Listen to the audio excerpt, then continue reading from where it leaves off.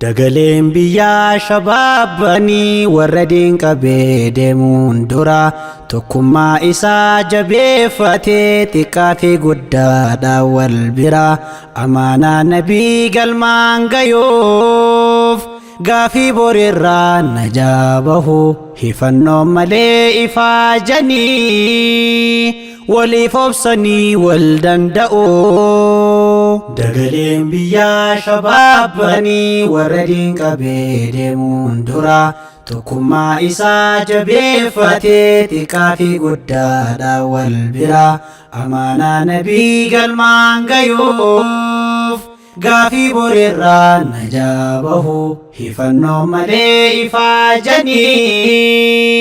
waliif obsanii wal danda'u. Biyya goototaa dachee hayyuu warra seenaansaa fagoo ga'ee kan lubbuu fi diiniif kenne islaamummaadhaaf aarsaa ta'ee Allahu akbar jedhaa deemu gootan kofalee seenaan himu gaafa ahbaashii sawwaan taataan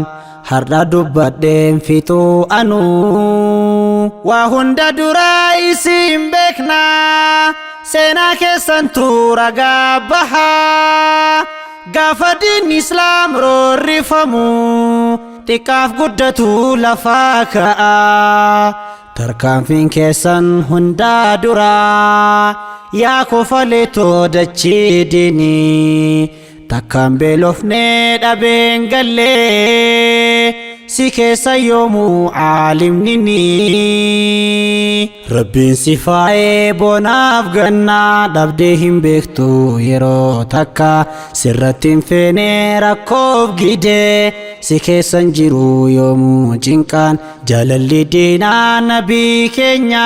ifee mul'ata akka aduu namuu yoo arguu hayyuu diinii seeqate ishqiin kan gammadu. Dagaleen biyyaa shabaabanii warra diinqabee deemuun dura tokkummaa isaa jabeeffatee xiqqaa fi guddaadha wal bira amaanaa nabii galmaan gayoof gaafii borirraa najaa bahu hifannoon malee ifaajanii waliif obsanii wal danda'u. Yaa biyya hayyuu kan beektota kan ulamaa'iin keessaa ba'u arraba kiyyaa waa'ee kan kee yoomiyyuu ibsuu hin danda'u. Rabbiin si faayee maraa olii kan kee addumaa barjaalalli hunduu si hawwaa fageenyarraa nama harkisaa kan kee haalli hunduu ol ka'ee tokkummaanii diinii khaddamaa onneedhaanii shabaabban keenyaa ilmaan diinii warra kofaleen nu faayanii wal qabatanii xiqqaaf guddaan duratti deemuu waa hundaanii. Tokkummaan keessan barfaa keenya hunda namaatiif ajaa'iba kan nu booji'ee keessan kuni irraa dubbachuun dinqii jaba maqaa keessantu ol kaafame seenaa gaariidhaan kan waamame arraba kiyyaan hin ibsamu waa'een kofalee dubbatame biyya ilmaanisii shahiidanii diiniidhaaf jecha of kennanii alaabaa seenaa gadhaabanii fakkeenya dhalootaaf kaayanii ardhas yaadannoo isaanii hunduu onnee keessatti gadhaabbatee seenatu dhiigaan barreeffameef meenyutuyyuu irraanfatee hin dagatamuu yeroo takka akka aduudha calaanqisaa utubaa jabaan gadhaabbatee fagaatee taa'a onnee keessaa rabbiin haa kennuuf barjaannataa firdoosin caaltuu makaanarraa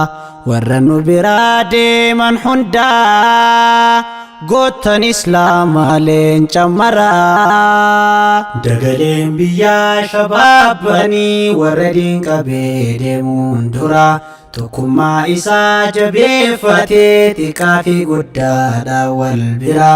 amaanaa nabii galmaan gayuuf gaafii boreerraa najaa bahu hifannoo malee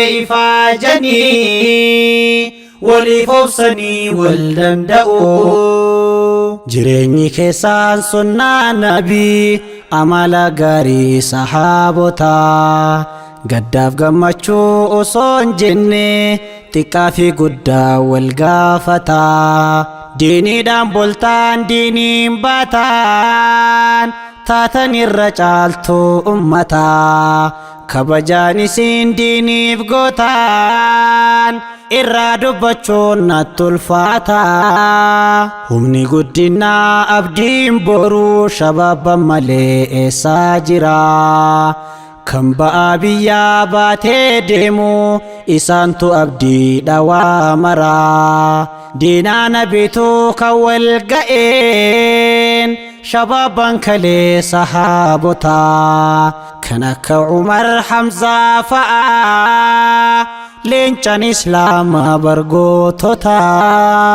tokkummaa keessaan hin diiginaa tan durii caalaa jabeeffadhaa gargar baatanii facaatanii aduwwiif qaawwaa hin baaninaa shabaabni cimee wal haa cimsu dhalootaaf gumaachaa taasisu siidaa guddinaa yoomuu hin jigne bu'uura khayriin dachii ibsu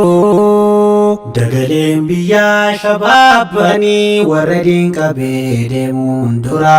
tokkummaa isaa jabeeffatee xiqqaa fi guddaadha wal bira amaanaa nabii galmaan gayuuf gaafii boreerraa najaa bahu hifannoo malee ifaajanii waliif obsanii wal danda'u dagaleen biyyaa shabaabanii warra diinqabee deemuun dura tokkummaa isaa jabeeffatee xiqqaa fi guddaadha wal bira amaanaa nabii galmaan gayuuf gaafii boreerraa najaa bahu hifannoo malee ifaajanii waliif obsanii wal danda'u